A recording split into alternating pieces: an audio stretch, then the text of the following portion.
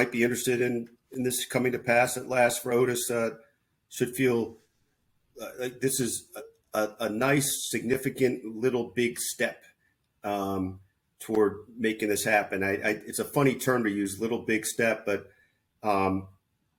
you can't win if you don't get to play, and he's getting to play here.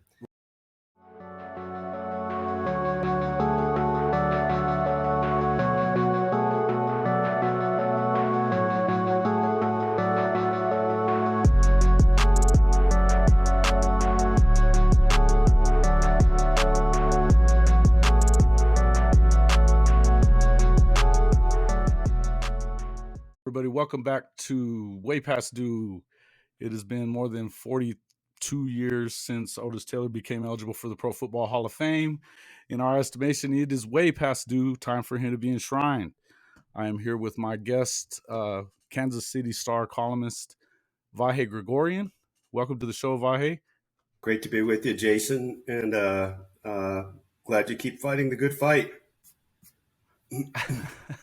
Yeah, we're definitely...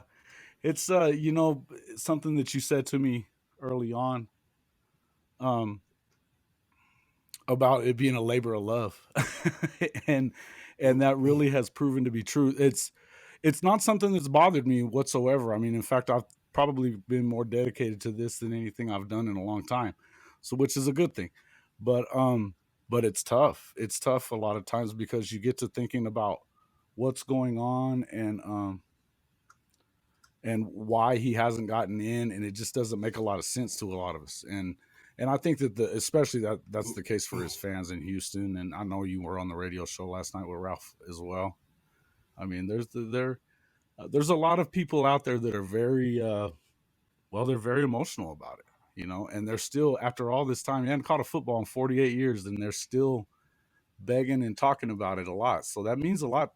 It tells you what he meant to that city and to where he's from as well. So, yeah, at least as far as I'm concerned, what are your thoughts on that? Well, look, I think it's interesting to think about this. First, I think we should, all those who might be interested in this coming to pass at last for Otis should feel like this is a nice, significant, little big step toward making this happen. It's a funny term to use, little big step, but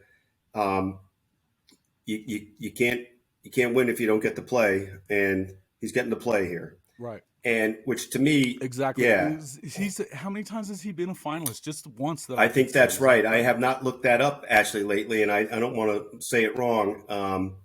But as you know, and as I've written about, I mean, once you get into that senior backlog, it's a lot of people, it's a lot of causes.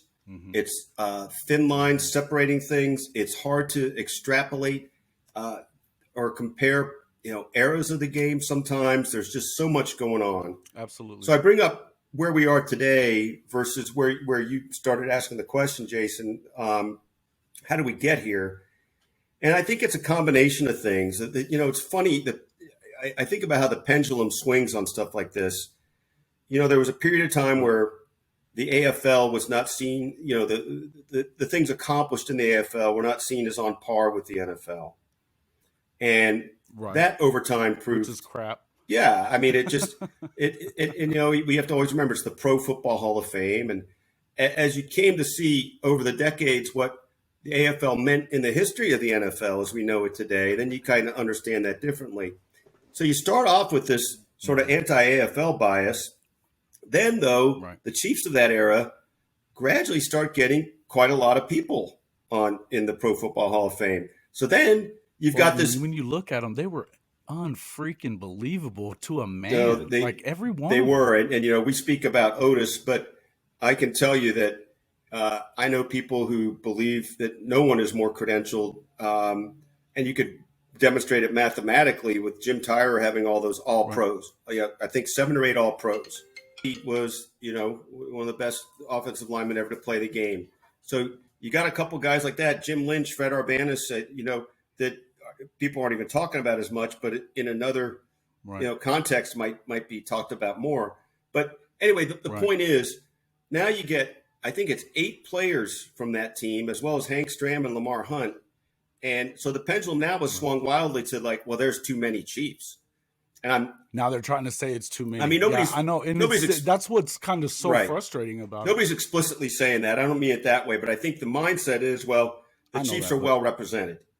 So, correct. So now you got this, you got the backlog, you got different measures by the Pro Football Hall of Fame over time, and we were going through this period of years where there were very limited opportunities for seniors. Then we had the 100th anniversary where there were great opportunities for seniors, and that seemed to be the time where Otis might break through, but didn't. So now we're in this. Did he get? How far did he get in that? Do you know? I don't know. I don't think all of that was made public. I could be wrong about that, but it was before I was involved with it, and I don't think. Okay. I don't recall, and I certainly don't have it at my disposal. I didn't know anything about it until I started looking into this, and that's when I saw, man, they put 20 in.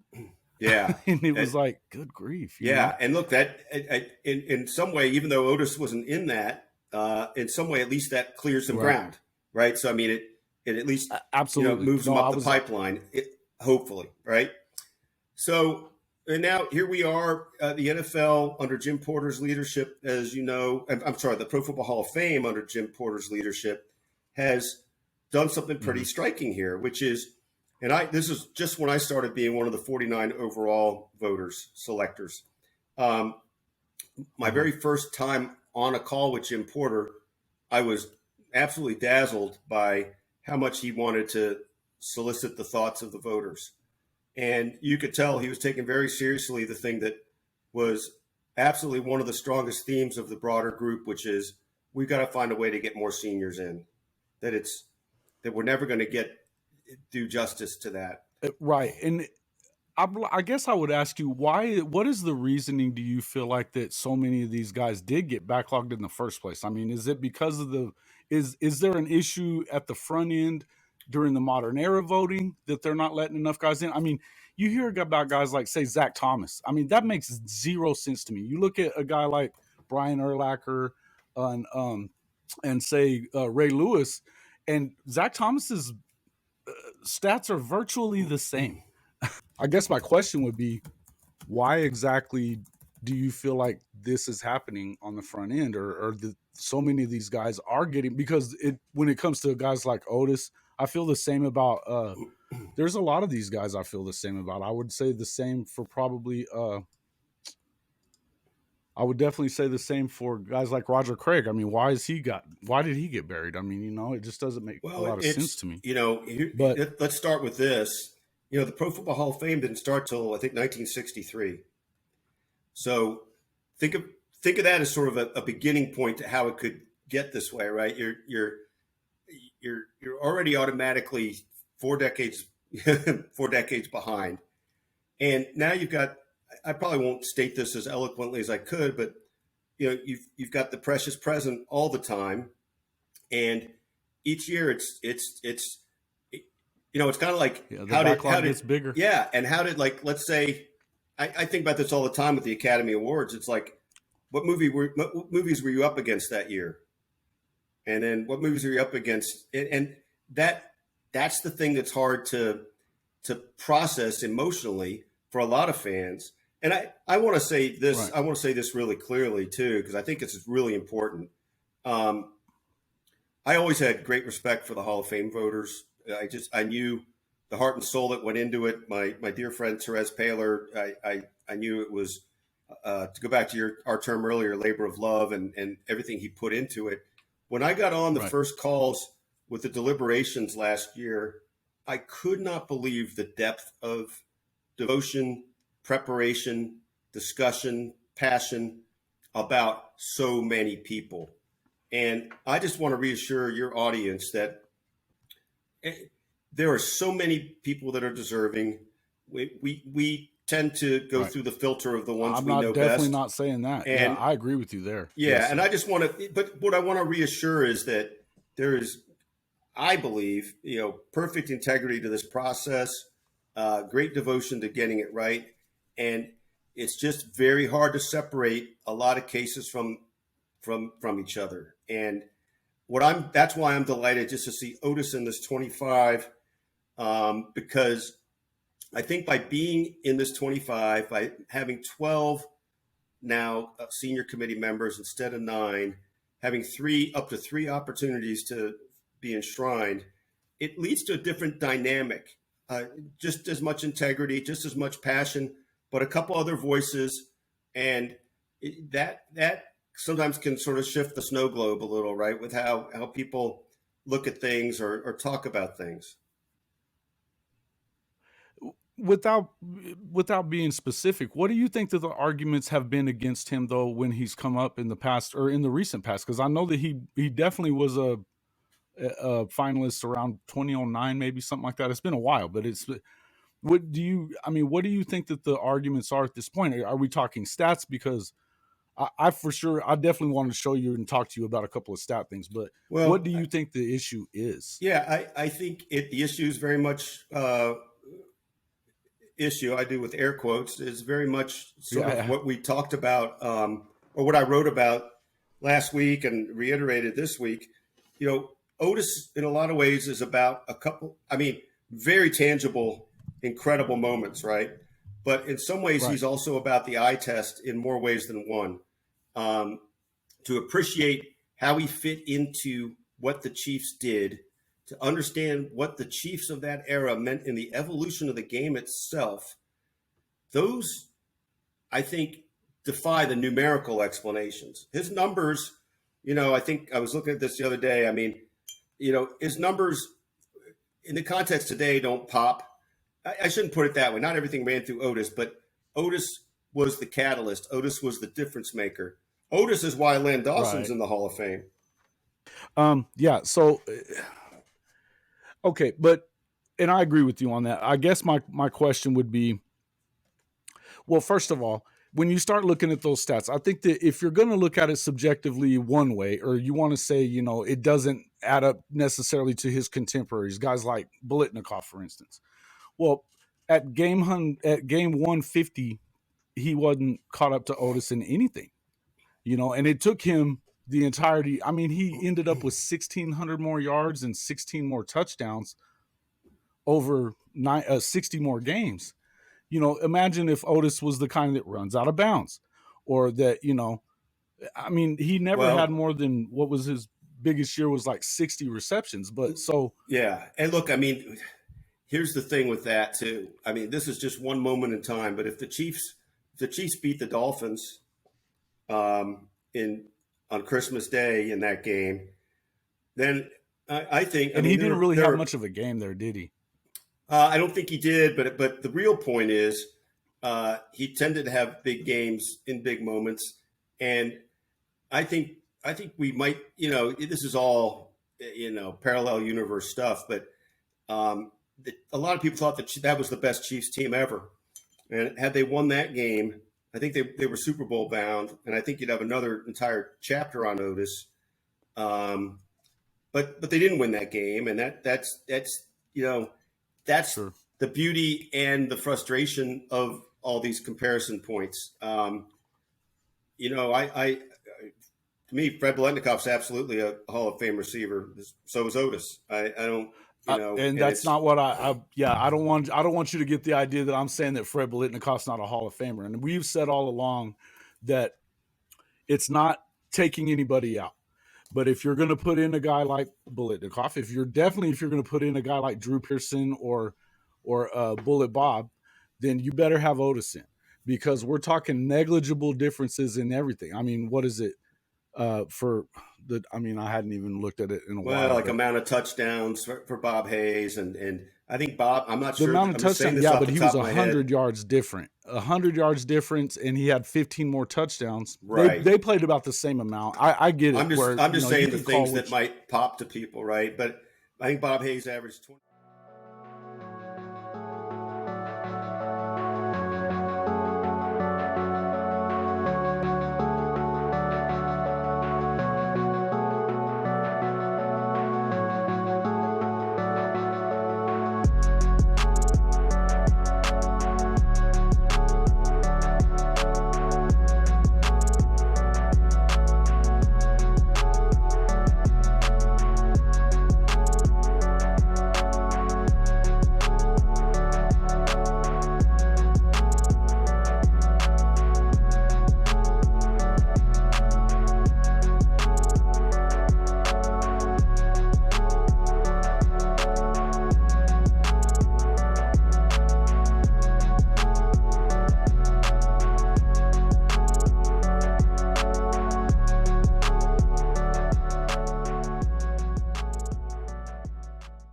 20 or 22 yards a catch. Otis averaged 17.3. Your point is right. I mean, these things are negligible. I just feel like because of the fact that if there's a difference, it's a minute difference. And if the question that I would have is, and what we have had, and this is kind of what we have to do, Vahe, we as the campaign have to raise these questions in order to be able to, make it heard. Because I think it's kind of clear at this point that there hasn't been, we're talking 43 years almost that he hasn't been put into the Hall of Fame since he became eligible the first time, So to me, we have to raise the question, but we're definitely not saying that anybody doesn't belong. In fact, I think that if anything, the question that I originally was posing to you, why aren't there more of these guys in? Why is there such a backlog when they could be letting more of these guys in? Do you feel like it was the groups before? Is there a difference in thought pattern as far as how things are being voted on now as compared to how they were before? I don't know. I can only tell you obviously what there's some difference, or they wouldn't have changed the, to go to 3 and trying to get some more guys in. Yeah, I can only tell you what I've witnessed and what I know from the past. And we've seen different variations and changes of bylaws about how many can get in at any given time. It's understandable that you need to have some finite set of things. I think the fact that this opportunity has tripled up to the next 3 years, up to 3 for up to the next 3 years, will, I think, further illuminate what needs to be done going forward. I don't know that there's a groundswell to say now we're going to have 5. I don't know if there's going to be a groundswell that says let's go back to 2. But I think by the time we see class of 2023, 2024, 2025, we're going to have an idea of where they're going to head from there. Yeah, I think that's right. And yeah, that's kind of what Porter said. Yeah. He was saying that he felt like they may need to do 6 years of this, in that podcast. Well, hey, Kerwin. Guys, when we start rolling out the numbers, I think when if we really look at it over even a 3 years and 3 candidates, that only gets 9 people in, and you're really looking at evaluating 100. And just off of that list of 25, I would not say that none of them don't belong in the Hall of Fame. And it's a tough each list. One of those guys it is really a tough list. That's a hell of a list, and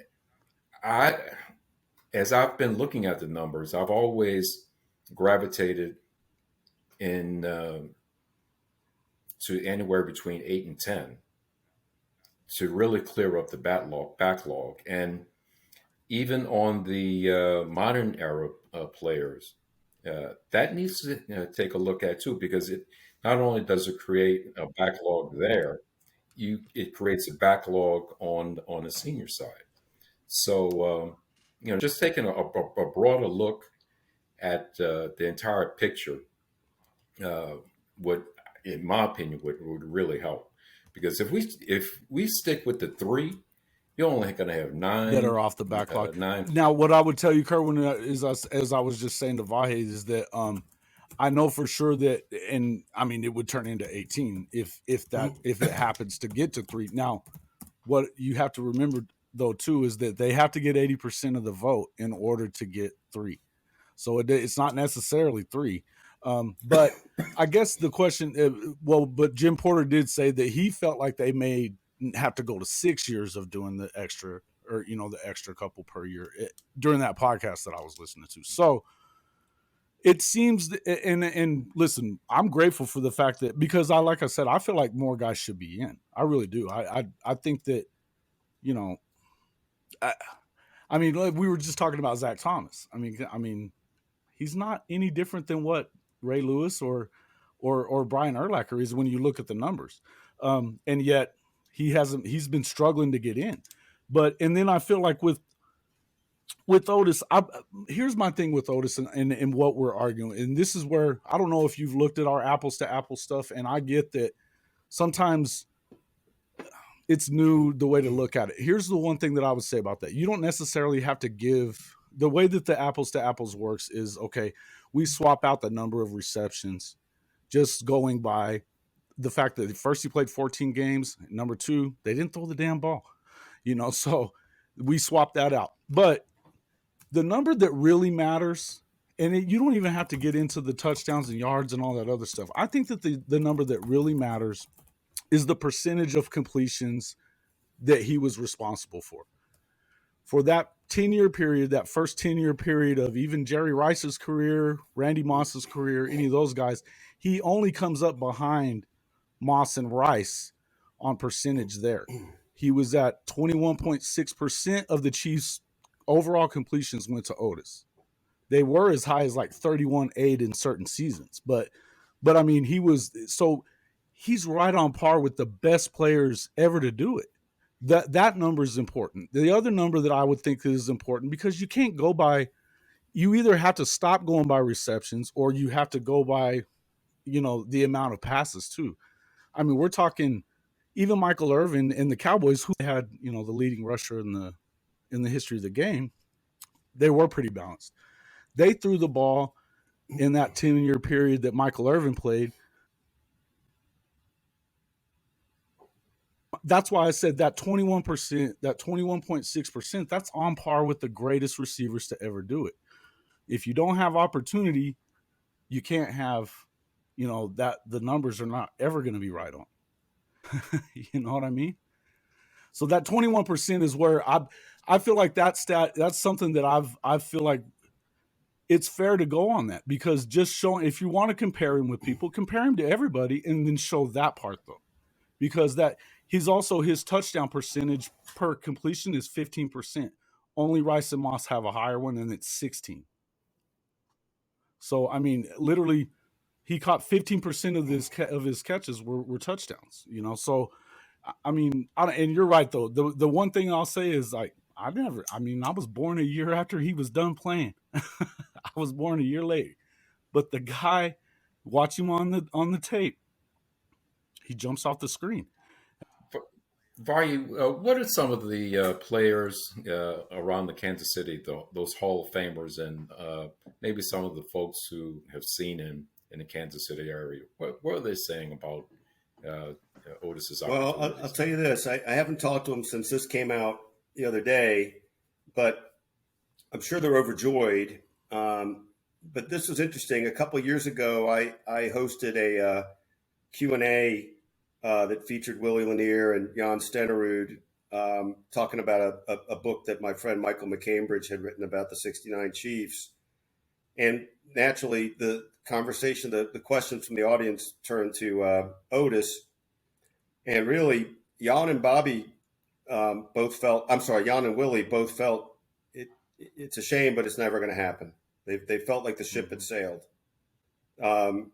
I think maybe they just want to get their hopes up any further. I don't think they thought the case wasn't good. I just think they felt like it had been, for lack of a better term, adjudicated, and that was that. I've had people, even since I wrote the thing last week, trying to find another way at him. I've heard from people that care about him and have told me that they just thought it was a lost cause. So why do you think that attitude prevails? Because if they think that the ship has sailed, is it because of him not being in front of the public? That's a great question. What do you think? I don't think it's just that, but I tell you, it is, and I don't know if you guys saw what I wrote, but it is sort of a double-edged point of sadness that Otis is not visible from the Hall of Fame standpoint that he could be, but also not visible at all because of being bedridden for a better part of nearly 20 years. I don't know if that makes a difference. I think their feeling, though, is that they do believe in the integrity of the voters. They do believe that Otis's case has been heard, and they've seen it time and again not be advanced. So I think it's that less than feeling like, they no longer were interested. I hope I didn't imply that. It's just that they Well, we've were heard trying to have, that as I well, think, a is sense why of he's reality. probably asking you that though, Vahe, is because we've actually experienced some of that very attitude as well from people close to him. Okay, now if that might be if that's might be the case, what would you say to maybe having the players having a vote? Uh, uh, that might be a way to uh, have their influence Well, impact the Hall of Fame. You know, they do it with the Heisman yeah, they Trophy. do. But with the Heisman Trophy, remind me, I have to remember what the numbers are, but I think there's something like, I'm making this number up, but like 750 Heisman voters, and six. So it's about a tenth of the group. And the seed of the point, the seed of that idea is interesting to me. The execution, the managing, the organizing of it is another thing. It's the first time I've ever been made to think of that, though, and I like thinking about that. I do think in the immediate future, though, the sort of work you guys have done, like getting Ken Houston, I'll always remember his line to you guys about he was impossible. That just said it all. And I've got I think the a packet comparison in to front of Jim me. Brown and Muhammad Ali meant a lot too to me. Yeah. But I got a packet in front of me I haven't gone through yet. It's actually from 2002. That was a lot of the case for Hank Stram going to the Hall of Fame. And I'm told there's 5 or 6 pages about Otis in here that I'm going to look at. And I imagine some of it is, testimonials. And I think those testimonials go a long way. I know when I was trying to write about the cause of Dick Vermeil last year, Carl Peterson, who had been the Chiefs president and GM, and in fact now was one of the contributors eligible. Carl Peterson had gone to enormous trouble to solicit testimonials all across football about Dick Vermeil. And I don't know how those affect other people, but when you hear it from the best of the best about the best of the best, I think that has resonance. I agree. Yeah, that was kind of part of the we've. So do I. It's definitely been, and we've only been involved in this project for a couple of months, so it's been kind of a late coming into it, and we're doing the best we can do. But that's been part of the issue, is just getting in touch with people, that could. We are planning to do kind of I'm thinking here in the next couple of weeks before it gets down to the finalists. We're hoping to do a roundtable with some of the guys out in Houston. So, because there's a lot of those guys that are there still. I enjoyed reading your piece last week. I enjoyed reading it yesterday. I enjoyed seeing that he made it to the 25 even, because as you said, I mean, we got a ways to go, but I do feel like until you get here, you can't go the rest of the way. So it was important. So it's man, it's because I don't know how I felt. I was pretty. There's been times that I felt like I don't know, this isn't going to be enough.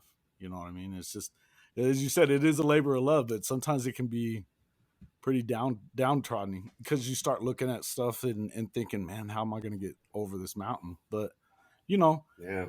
I truly think that the main thing that we want to put out there is look at the film. Just look at that part, because if you can watch the guy and think that he's not a Hall of Famer, then I'd love to hear why. So I mean, that's where I feel like it, and I think that most people are amenable to that at this point.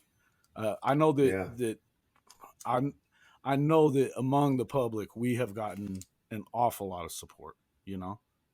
So it feels good. I often think about what might be in the Chiefs' archives as far as films, because Hank Stram was supposedly ahead of his time. So their film library should be pretty pretty good, I would hope. And if not that, it may be film from the local TV stations. I'm sure they've got a lot of that too in their archives. So I know you're on the ground there, Vahe, and if we could, I would get Jason up there. But it's always, and not only for the Kansas City players, but we probably need to start looking at that from the perspective of league around, and maybe we've got the idea of the players, the Hall of Fame players participating in the voting process. But what are the teams that they represented and played for? What are they saying and doing to get their players in? And could they possibly be a part of my question overall, on that? I'm just going to be pointed. What are the Chiefs doing? I don't see them doing anything about this. I see nothing. Well, I'd like to think that behind the scenes they're preparing something, but I have to say I've seen no evidence of that. I'd like to think they'd see this as an opportunity, at the least now that he's at this stage. Because one thing we do know is, between now and the next set of deliberations is this is it. I mean, this is the crucial time. Yeah, crunch time.